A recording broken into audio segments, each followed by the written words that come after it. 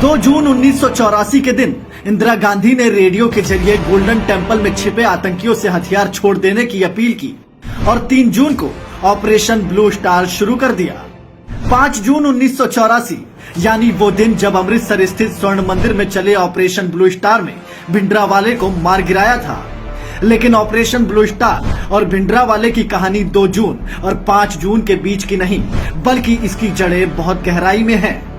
ये कहानी 1977 में शुरू होती है, जब आपातकाल के बाद इंदिरा गांधी पूरे देश में चुनाव हारने के साथ ही पंजाब में भी चुनाव हार गई थी।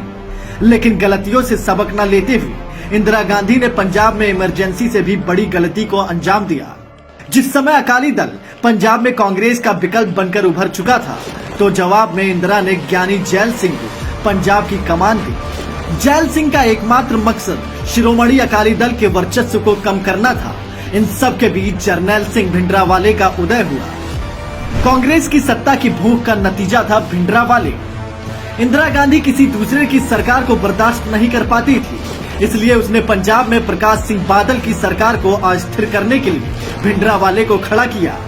दोनों एक दूसरे का उपयोग करने लगे और 1977 से ही भिंडरावाले की राजनीतिक धमक बढ़नी शुरू हुई। भिंडरावाले को आगे बढ़ाने में जैल सिंह, दरबारा सिंह और इंदिरा गांधी के बेटे संजय गांधी का हाथ था। भिंडरावाले को पंजाब का अघोषित मुखिया बना दिया। वरिष्ठ पत्रकार कुलदीप नैयर ने इसका जिक्र अपनी किताब beyond the lines in autobiography में किया है। नैयर के मुताबिक कांग्रेस नेता कमलनाथ ने ये माना था कि वो जरनैल सिंह भिंडरावाले को पैसा देते थे, और कमाल की बात यह है कि इंदिरा की हत्या के बाद इसी कमलनाथ का नाम सिखों के नरसंहार से भी जुड़ा। कांग्रेस के पैसे पर पलकर भिंडरावाले ने कब्जा किया गोल्डन टेम्पल। पंजाब में आतंक का दौर शुरू हो चुका था, जिसकी कीमत आज तक भारत चुका रहा है। भिंडरावाले का जो दौर शुरू हुआ वो खालिस्तान की मांग पर जाकर खत्म हुआ। इंदिरा गांधी के दौर में भिंडरावाले को जितनी ताकत मिलती गई, उसका प्रभाव बढ़ता चला गया। जब तक उसे ताकत मिली, तब तक वह पूरे तौर पर आतंकवादी बन गया था और उसी इंदिरा सरकार को ललकारना शुरू कर दिया था, जिसने उसको पाला पोसा। कांग्रेस के पैसे से पलने वाले इस आतंकी ने हथियारों के दम पर गुरु के पवित्र घर को कब्जा कर स्वर्ण मंदिर को अपना ठिकाना बना लिया। इंदिरा ने चलवा दिया गुरु के घर में टैंक। भिंडरावाले ने अब तेजी से स्वर्ण मंदिर को एक किले में तब्दील करना शुरू कर दिया। हथियार लड़ाकों ने पूरे परिसर में डेरा जमा लिया। उसके साथ फौज के पूर्व मेजर जनरल सुबेग सिंह था, जो आतंकियों को कमांड कर रहा था। 2 जून 1984 को इंदिरा गांधी ने रेडियो के जरिए आतंकवादियों से हथियार छोड़ देने की अपील की और 3 जून को ऑपरेशन ब्लू स्टार शुरू कर दिया। पूरे पंजाब की टेलीफोन और बिजली व्यवस्था काट दी गई। फिर मंदिर की घेराबंदी करके फायरिंग शुरू कर दी गई। फौज को गुरु के पवित्र घर में उतार दिया गया और इंदिरा सरकार के आदेश पर टैंक से स्वर्ण मंदिर पर चढ़ाई कर दी गई।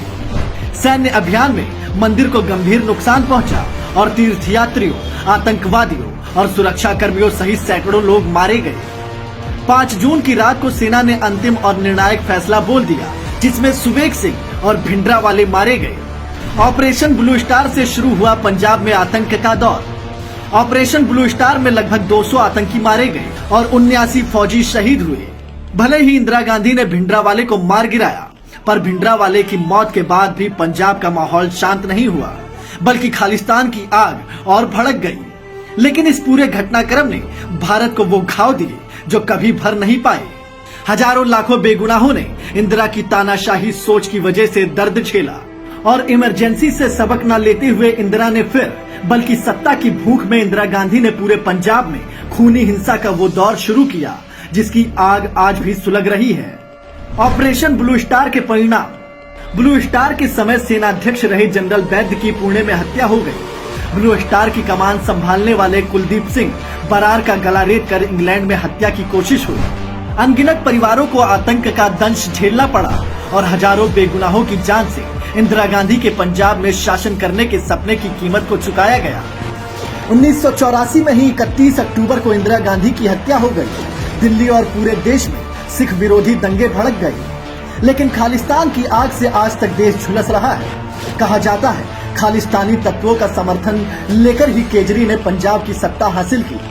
पंजाब में बढ़ता अपराध और हत्याओं का दौर हो या हाल ही में पटियाला में हुई हिंसा साफ इशारा कर रहे हैं कि जो जहर का बीज इंदिरा ने बोया था वो आज भी फल फूल रहा है।